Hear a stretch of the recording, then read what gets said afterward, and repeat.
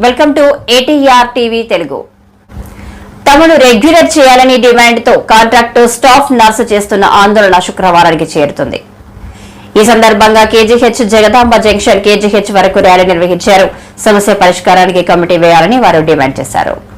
తమను రెగ్యులర్ చేయాలనే డిమాండ్తో contract staff నర్సులు చేస్తున్న ఆందోళన శుక్రవారానికి 8వ రోజుకు చేరుకుంది. ఈ సందర్భంగా వందలాది మందితో భారీ ర్యాలీ నిర్వహించారు. శుక్రవారం ఉదయం కేజీహెచ్ గేట్ వద్ద నుంచి జగదాంబ జంక్షన్లోని క్లాక్ టవర్ వరకు వెళ్లి క్లాక్ టవర్ నుంచి కేజీహెచ్ వరకు ఈ నిరసన ర్యాలీ కొనసాగింది. నర్సుల పోరాటానికి ఇప్పటికే సంఘీభావం ప్రకటించింది. బీవీ రామ్ ఈ సందర్భంగా మీడియాతో మాట్లాడుతూ గత ప్రభుత్వం తీసుకున్న అనాలోచిత నిర్ణయాల వల్ల సమస్య ఉత్పన్నమైంది అన్నారు. రోగులకు అవసరమైన వైద్య సేవలు అందించేందుకు నర్సింగ్ విద్యలో డిగ్రీ, పీజీ, పీహెచ్డీ పూర్తి చేసి అనేక సంవత్సరాల నుండి ముఖ్యంగా కోవిడ్ కష్టకాలంలో కూడా వారియర్లుగా పనిచేసిన కాంట్రాక్ట్ స్టాఫ్ నర్సులను పక్కన పెట్టి ఏఎన్ఎంలకు స్టాఫ్ నర్సులుగా పోస్టింగ్లు ఇచ్చే ప్రయత్నం ఎంతమాత్రం సరికాదన్నారు.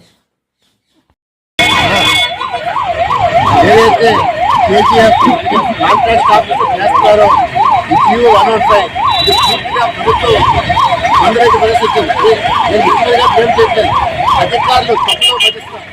మరి చేయమని గత 10 సంవత్సరాల నుంచి డిమాండ్ ఉంది. మరి ఇవాళ సచివాలయం ఏఎన్ఎంఎల్ని ఏ రకంగా తెచ్చారనేది అర్థం కాని పుస్తకం. మరి ఈ రోజు వీళ్ళేమో ఏఎన్ఎంఎల్ కించపరుచుతున్నారు. మాకు న్యాయం చేయడం కొడతారు. ముఖ్యమంత్రి చంద్రబాబు పై కూడా పవన్ కళ్యాణ్ మా నమ్మకం ఉంది.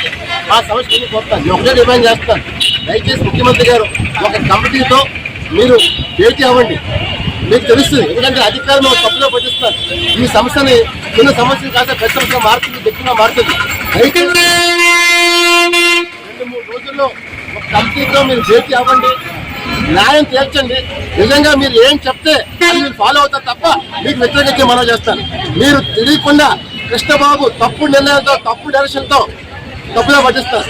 అంత దయచేసి కోరిక ఒకటే, తెలుగు శక్తి మీరు సోమవారం నాడు ఒక కమిటీకి అవకాశం ఇవ్వండి, మాట్లాడండి, మొత్తం ఎక్స్ప్లెయిన్ చేస్తారు. అప్పుడు మీరు నిర్ణయం తీసుకోండి. అప్పుడు దాకా జీవో బంద్ అయిపోయి వచ్చేయమని చెప్పి డిమాండ్ చేస్తారు.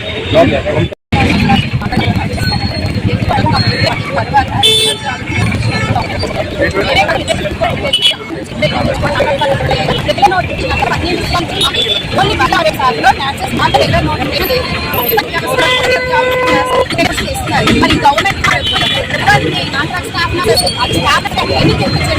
మాకు అర్థం కావట్లేదని ఈనాడు మేము పేషెంట్కి రోడ్లు ఎక్కాల్సిన పరిస్థితి ఇచ్చింది అని అంటే 15 సంవత్సరాల నుంచి మేము ఇంత కష్టపడుతున్న గవర్నమెంట్ మమ్మల్ని గుర్తించట్లేదు.